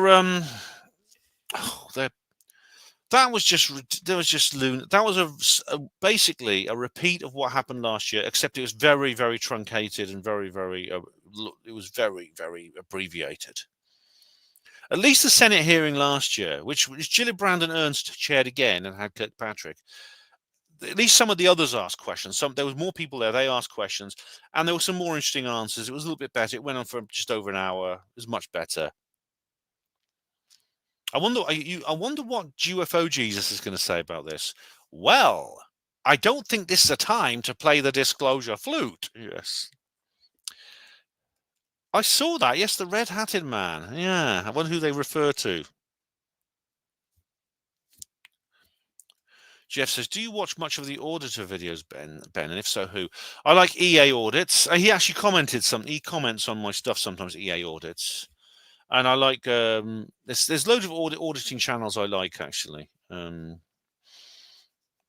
be honest, to be fair, and I feel guilty for saying this, I like the like early Charlie Veach auditing stuff. It's quite good. Look forward to your disclosure 2025 New Year video, Ben, says Observer. Oh, thanks, Observer. Well, you know what? I mean, if it doesn't happen before then, yeah. Snarnock, I'm follow Jack from Cosmic Road for up-to-date UFO news. Right, yeah, mate. And what I'm going to do now is I've got a few more things in my notes. Now, Danny Sheehan published this. I'll just read it out. Unfortunately, it hasn't aged well, as I'm sure he will admit. But anyway, I'll just read it out to you. Not to be outdone by the House of Representatives, the Senate will conduct a landmark UFO hearing tomorrow, Tuesday the 19th, 2024, hosted by the Senate Committee on Armed Services, Subcommittee on Emerging Threats and Capabilities. That's not a very big committee, is it? 2 people. You need more than that. The Senate will be chaired by Senator Kirsten Gillibrand, Democrat, New York, a leading advocate for UFO transparency. No, she's a leading advocate for kissing Kozlowski's ass. In a recent interview with Matt Laszlo on Ask a Poll, Senator Gillibrand shed light on the hearing's focus. We're doing it specifically focused on what happened at Langley and some of those massive drone strikes we're having across the country. What are you talking about, woman? You only mentioned Langley once. And you just said you mentioned it and then just moved on. I want the Arrow to show all the videos, examples of what they figured out, and then all the videos, what they can't figure out yet. Well, they didn't do it, did they, Kirsten? They didn't do it. We just showed the videos he's already explained. The hearing will explore all the activities of the All-Domain Anomaly Resolution Office under its new leadership, with Director Dr. John T. Kozlowski set to testify. This is a pivotal moment in the fight for disclosure. No, it's not. Anyway, that was Danny Sheehan. I'm sure he will agree that he was a little bit premature with his assessment there. So, yeah, anyway. That actually is, I think that's all my notes. Let's have a just double check. Is there? Okay. We can go see if the rocket. Let's see. Watch the rocket. Phuket, have you got a? Do you by any chance have a? Jeff Finley says, when you film your journeys, they're a bit like audit videos. Oh, thanks. Thanks, mate. Physical homology, says David, mean they look like us. How is that possible if they originate from places thousands of light years away with no connection to planet Earth? Well, there's two possibilities, David, and David says it makes sense that we have a common origin.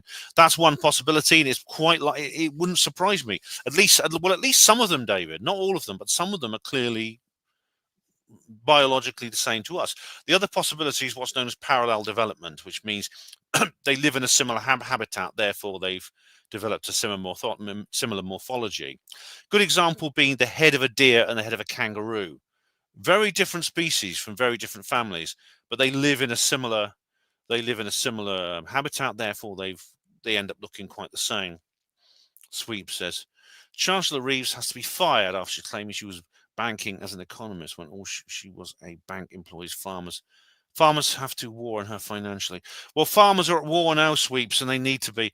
By the way, DJ's posted a link. I'll have a look, mate. I'll have a look in a minute. But just I want to conclude what David said earlier about Trump's executive order for disclosure. Now, supposing Trump issued an executive order so Area 51 be open to the public, for example, or to at least to a select military committee that he had formed with his personal supervision. Okay. And the court, of course, ratified it because apart from Ketanji, I hate white people, that person, right? They're still all his appointees, including Brett Kavanaugh, despite attempts to get him out. Now, supposing if he was thwarted, then that would be a criminal act, wouldn't it? Like you said. But it would expose the fact that there is a UFO truth embargo that is actually operating outside the authority of the United States government. Therefore, you have to argue that Area 51 and these other places may actually not be part of the United States at all and are in fact enclaves of some kind of global super government. So Trump can't lose either way. All right, I'm just going to have a look. I'm just going to have a look at this. Just going to scroll up because Phuket has published. Sorry, DJ B2 has published a link to the rocket launch. Where is it?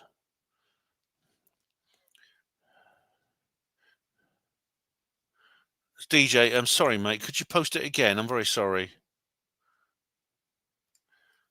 Nice, sorry. Pardon me, DJ. Could you post it again? I'm terribly sorry. I've lost touch with it. I'll start while you're doing that. I'll try and find it.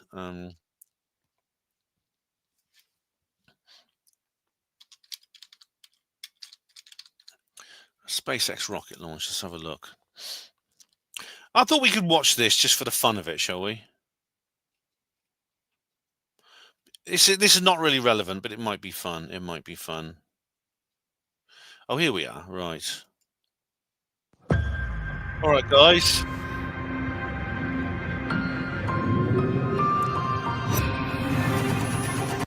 launched is double the size of the Millennium Falcon at 70 meters and nearly twice the size of that. Well, I'm not going to watch all this. It's 44 minutes long. Starship at 121 meters tall. The ship is about 50 meters, and the Super Heavy booster alone stands 71 meters tall. Exist, you know. And we do improvements still ongoing between the first and all these are mine. Stage separation. Send that hot stage. The booster will perform emphasize no more than the speed turn and catch. Right. Leverages the speeds to launch from a gas tower. Scroll exactly.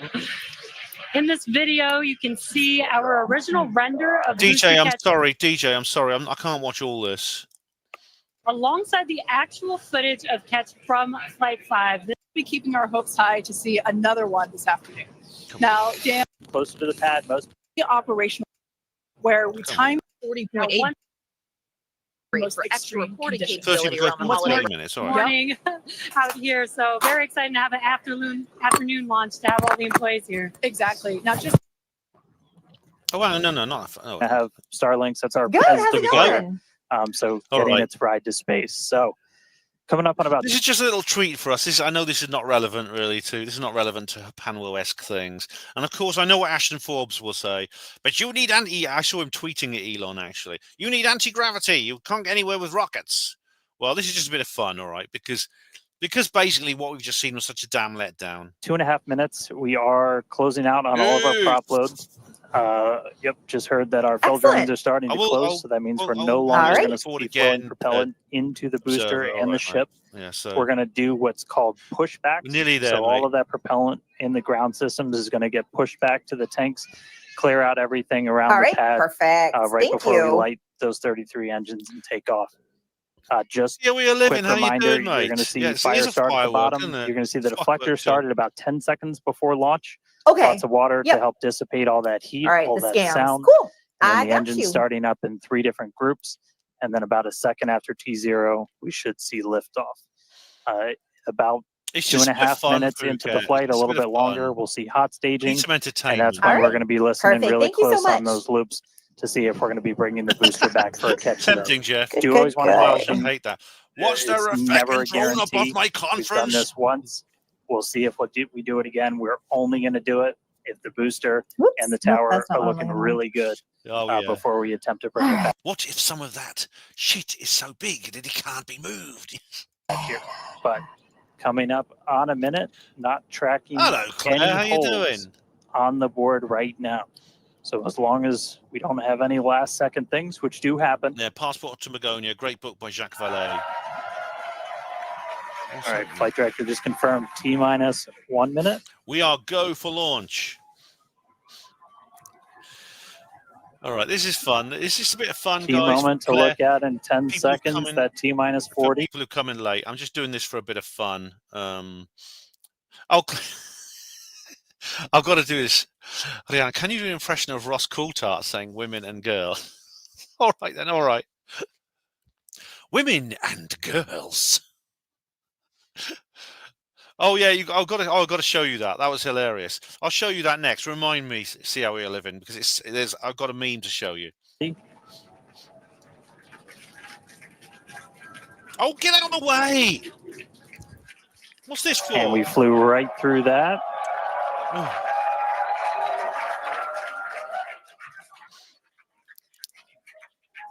Flight directors go for launch.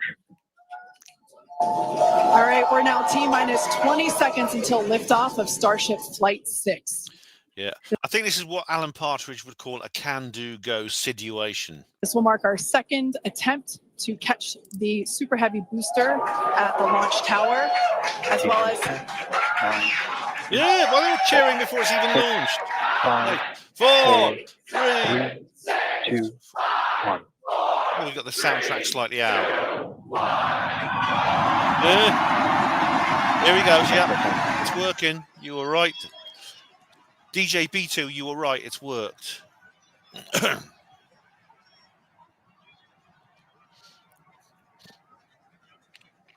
at it go, man. It's accelerating really fast. Already. We have liftoff, a kilometer high already. Booster Raptor, chamber pressure nominal.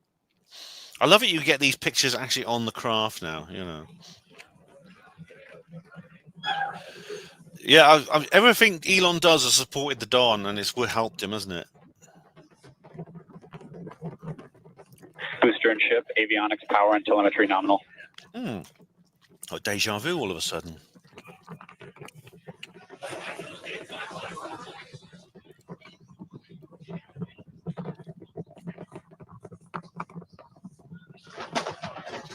All right, we're just a little over a minute maximum dynamic pressure. We're about 6 miles away, so all the sound's still hitting us here. Hearing good call outs at power, telemetry nominal. That's flying straight and true. We do see all 33 Raptor engines lit up on telemetry screens. 33 Masonic, yes. At this point, we've passed through that point of maximum aerodynamic pressure, that max Q.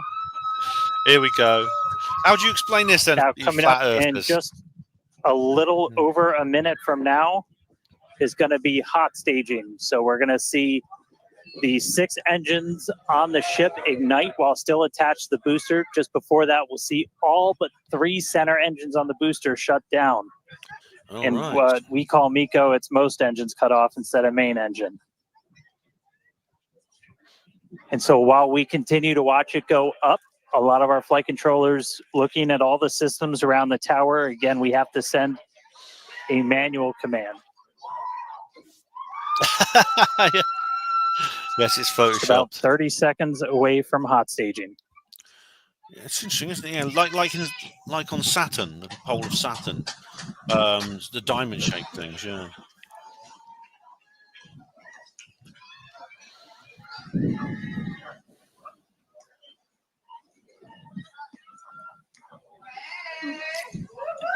And we heard the tower is go for catch.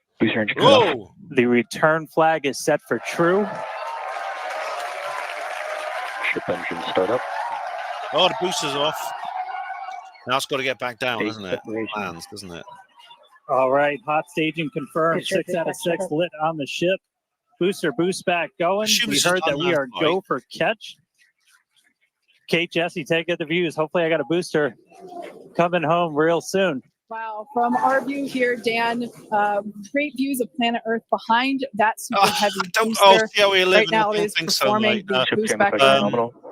Is this the big Saucer Disablement film? That was Bob Jacobs' film, yeah, that he made of the basically a missile being shot down by a nuclear missile test launch being shot down by a UFO. I don't know if we're going to see that anytime soon, but I do know that Bob, that Major Mansman, Bob's boss, who worked on that project with him, is now backing him up and saying that Bob was right all along. So you never know. You never know.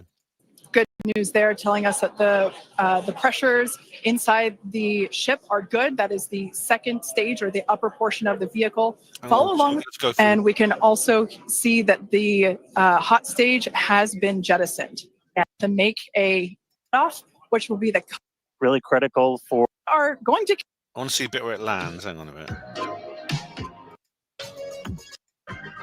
All right. They're not going to show it landing. All right. Let's just see. But I might be able to find a picture of the rocket land. Just a particular show of the rocket landing. Rocket landing. Here we go. Here we go. SpaceX rocket landing. There's probably some old ones of that. 3 years ago, 1 month ago. SpaceX flight. NASA space flight 1 month ago. Let's have a look at the SpaceX own website, see what it says. There's nothing, just one live. And it's brighter than ever. Oh, it's just a speech from Elon. Thank you for your unwavering support. And as much as I like Elon, I'm not going to watch that if you don't mind. I'll tell you what. Let's just see what we got. Nancy here. Let's watch Nancy talking about the constellation, Immaculate Constellation. I've got this one here. We go. And joining me now is the chairwoman who made today happen, South Carolina Congresswoman Nancy Mace. Congresswoman, thank you for being with us. Those of us who've been following this very closely have been hearing whispers of the words Immaculate Constellation for a few months now.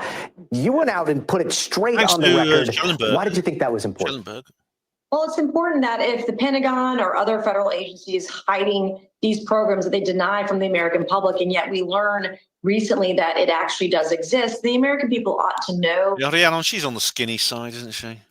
the truth and the facts. There's so much that we've overclassified. You can't talk about the date of some of the alleged UAP imagery, for example.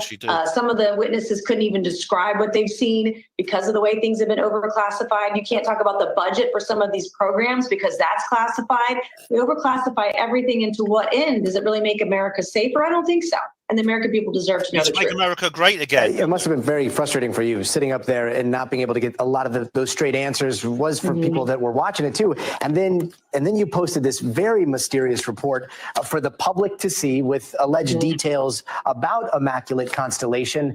What is in here is wild. I mean, and I'm paraphrasing, but reports of F-22s getting like boxed in by flying orbs that they couldn't shake. There were satellite images or satellite image of a football field-sized flying saucer hiding in clouds seen from this satellite looking down. Have you seen it? Why didn't Kozlowski show us that?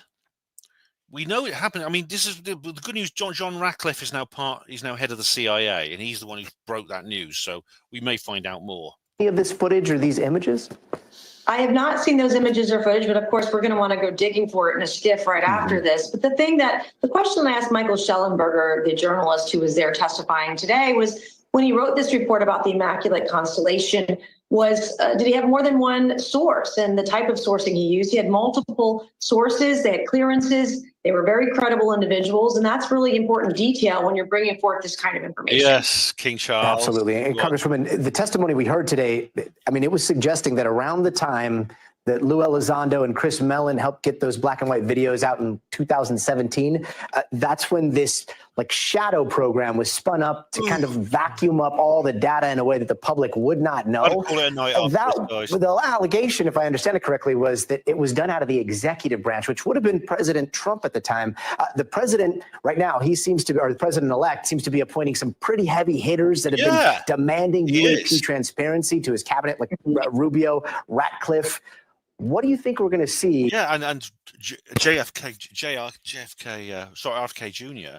I almost said JFK Jr. there, didn't I? Oh, he's coming later, so I can't say anything about that on YouTube because it involves that letter of the alphabet you're not allowed to mention. But but also Chuck Schumer might end up in the executive. Now he's a Democrat, and but he's the one who brought in that amendment that's been thwarted twice. And if he's in the executive, and Trump can appoint a Democrat, a president can appoint someone to the executive in the other party. That has been done before. George W. Bush appointed a Democrat. A couple of Democrats have appointed Republicans. And I mean, let's face it, Trump is a de facto independent anyway, isn't he? Because the Republicans, there's so many never Trumpers in there. Next year, when Trump takes office on this. I hope that we'll have the most transparent and accountable administration in U.S. history, not just for UAPs, but across the board with every single federal agency, because the American people overwhelmingly voted for the truth and voted for transformational changes within the federal government. And that should be one of them. Transparency should be a part of that. We had great witnesses today, including the Admiral Gallaudet, who said that emails were deleted. When they started talking about the UAPs that were witnessed on a ship when they were out and deployed at sea. So we learned a lot of information. We learned information that the government denies. They say there is no there. Why did Kozlowski not mention about this thing that's only that's going through parallax, so it looks like it's going faster and is closer to the water than it looks? All right, I get that. Okay, that's something Mick West got right. But why did the emails disappear when they discussed it on the ship? These things don't exist, but yet we learned today that there are federal employees and individuals injured but we make emails disappear when we're talking about seagulls. By crashed craft retrieval programs and being paid by the government and compensated. So you can't tell me it doesn't exist, and yet you have people who've been harmed by retrieving craft and are being paid by the government for those injuries. So it doesn't add up, and we have a lot more to investigate. This is just the tip of the iceberg. Yeah, fingers crossed we'll get some solid answers. Last question really fast. I mean, we saw bipartisan curiosity here. Do you think that's going to continue? Oh, I hope it does. And UAPs is a place where both Democrats and Republicans alike have come together even the Guardian to demand transparency, to demand government accountability. The other thing that we've been doing too is we've been working together to protect whistleblowers. There are people that have come forward since the last hearing. There will be more people that come forward, I hope, after this hearing. And we're doing our best to protect those individuals, Democrat and Republican alike. Congresswoman, we can't thank you enough for your time on all of this. Thank you. Thanks for watching. Stay updated about. All right. Now, do you see, you can see the difference, can't you? You can see that the difference between what we've just seen there, what I mean, which is basically a follow-up to the amazing House hearing last week, and this, and this what we just heard from the Senate. I mean, I must admit, I think because of what happened last Wednesday, my hopes were way too high. Coming into this event today, my hopes were way too high. And if I'd known that was going to happen, what we've just seen, I would not have done this live stream, quite frankly. But anyway, I've done it now. And it's always nice to catch up with you guys. But anyway, Derek says, hello, Derek. When's the next hearing, Ben? I don't know. There's not one currently booked, but this could be, if one's happened within two have happened within 6 days, which means the pace is speeding up. And I think, again, it's that Trumpian energy.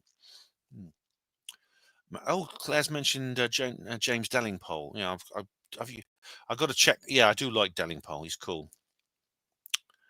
Rhiannon, Mrs. Mace is nicely pushy. I hope she doesn't end up having an accident. Me too, Rhiannon. Me too. There must be people watching over her, but she's got a lot of courage and she's got a lot of intelligence, and I like what she did. I do like the way she's pushed this hearing into position. She's pushed it into position. Oh, well, anyway, guys, that was a disappointment, but we do have that wonderful hearing. And before the Senate one began, I did go through a couple of videos. We've just been through another one from the House, that brilliant House event. DJ says it might be time to give Steve Bassett a call to catch up. Yes. I think he'd be a good guy to interview again. Yeah, you're right. I'll have to get in touch with him. Snarnock, I enjoyed RDH's interview with Dellingpole. Yes, it was very good. Yeah, unless it's all an act and Mrs. Mace is playing the good cop. I don't think the good cop, bad cop thing really counts in this particular situation, because again, it's as I've said before, it's the old bank robbers. It's the old bank robber, like saying, hey, over here, there's unicorn bones thing. It's that again. I don't have to repeat that analogy. But guys, I think that's it. There's nothing more I can think of doing. Nicholas Baines, hello. Ben for Prime Minister. Nicholas, I wouldn't last the job a single day. I would end up like JFK within a day, I think, yeah. Jeff. Oh, thank you, Jeff. Never a disappointment catching up with your stream, Ben. Take care, everyone. Thanks, Jeff. Thank you very much. And Claire, thank you very much. There's too much to keep up with, isn't there?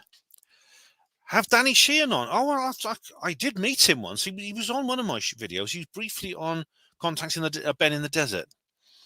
Snarnox. Grush's 40 whistleblowers chickened out. Well, I think that's an unfair way to put it. I think they have become more cautious.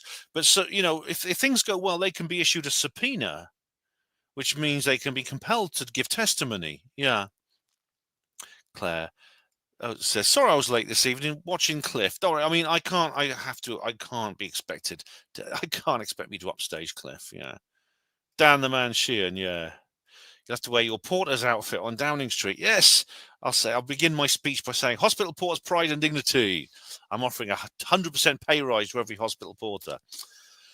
All right, guys. But anyway, I want to say a big thank you to Claire, to Derek, to 69 Phuket, to Hugo Rune, to DJ B2, to Snarnock, to Rhiannon, to Observer, to See How We Are Living, Huge Arsehole,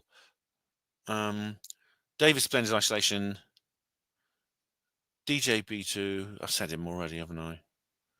And anyone else, everyone else. Night Night, Rhiannon Raven. Night Night, Snarnock. And thank you all of you for watching Panamo TV. Sorry, this has been well, it's been fun, hasn't it? It's been fun. We've had some fun. We watched a rocket launch, for goodness sake. I mean, if that's not fun, what is fun? But basically, I didn't bring you the news I wanted to bring you on UAPs. The Senate did unfortunately, the House did totally and utterly outdo the Senate, hands down, 10-0, 60 games to love. I mean, it was pathetic. It was absolutely pathetic. That was the last blaster, I think, the old Biden-Harris energy, trying to push through where it's being overwhelmed by the new Trumpian energy, I think. But thank you very much, Phuket. See how we are living. Nighty night, Rhiannon. And what's coming up next? Right. As I've said, I'm going to do an update on the whole signal from space thing. There's been a little bit of an update on that. So check that out. Of course, I think we're probably due for a comments reply video as well. Yeah. Claire says, yes, that the House is always more real than the Senate. It means old people. Yeah. As was it Julius Caesar says, get that pleb a seat, meaning, you know, get that person speaking to sit down, get that pleb a seat. And I thought that when I heard Gillibrand and Kozlowski speaking, I was sort of thinking to myself, get those plebs a seat. Anyway, guys, yes, check out new videos coming soon. Hospital Porters, Pride and Dignity, Stop the New World Order.